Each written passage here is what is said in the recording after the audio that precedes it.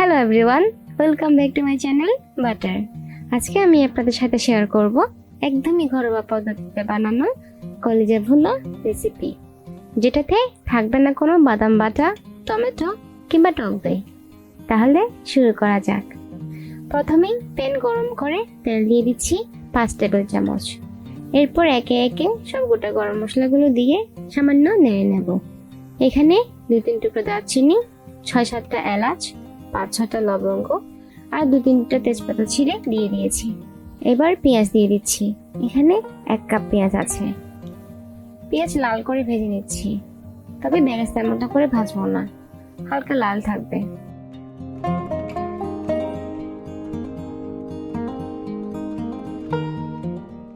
আদা বাটা দিচ্ছি 1.5 টেবিল চামচ আর রসুন বাটা দেব 1 টেবিল চামচ। সামান্য জল দিয়ে দিচ্ছি যাতে পেঁয়াজ আর বেশি পুড়ে না যায় বা আর বেশি কালার না হয়ে যায়।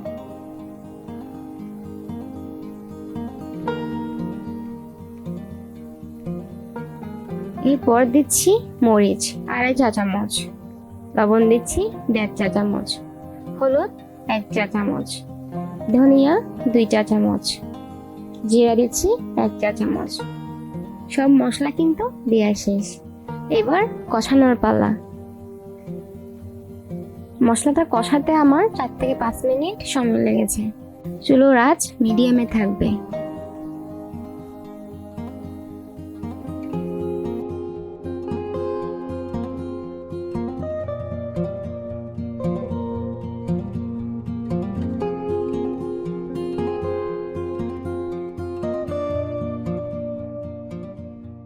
চাইলে এভাবে দুলিয়েও দিতে পারেন। এখানে মাটনের কলিজা নিয়েছি 1 কেজি থেকে সামান্য বেশি, 1200 গ্রামের মতো। আর আমি এখানে তেল চর্বি সহ নিয়েছি। যে কোনো মাংস রান্নায় চর্বির পরিমাণটা একটু থাকলে কিন্তু টেস্টটা বেড়ে যায়। রেস্টুরেন্টেও আলাদা করে চর্বি কিনে নিয়ে যায়, জানেন তো? চর্বিতে কিন্তু আলাদা একটা টেস্ট আছে। আর চর্বি থাকলে তরকারিতে কিন্তু তেলের পরিমাণটা সামান্য কম লাগে, তাই না?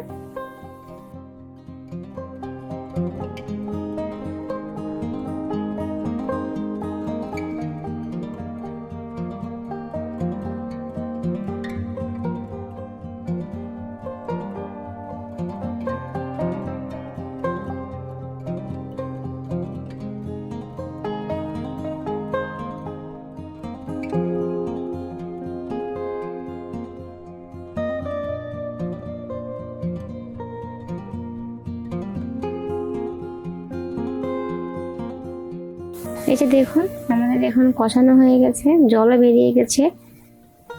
আমি কিন্তু কোনো এক্সট্রা জল ইউজ করিনি।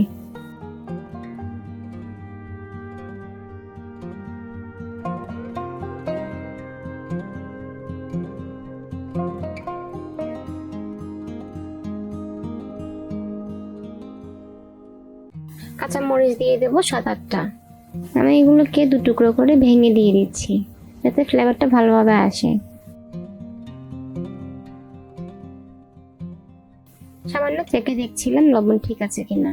সামান্য লবণ কম লাগছে, তাই আরো 1/2 চা চামচ অ্যাড করলাম।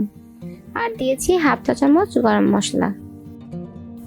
আর সবসময় খেয়াল রাখবেন চুলার আঁচ কিন্তু লো টু মিডিয়ামে থাকবে।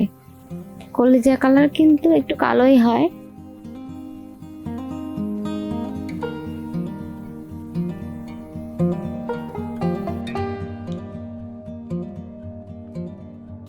আমাদের কলিজা ভুনা কিন্তু রেডি।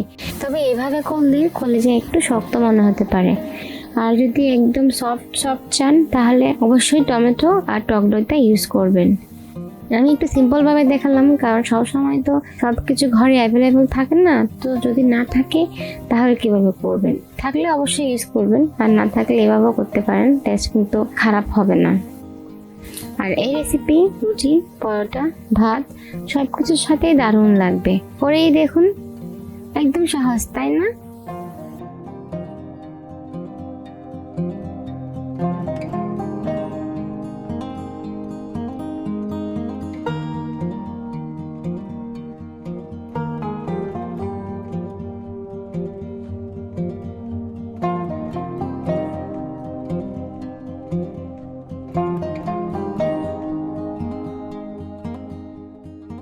রেসিপিটি ভালো লাগলে অবশ্যই আমার চ্যানেলটি সাবস্ক্রাইব করবেন।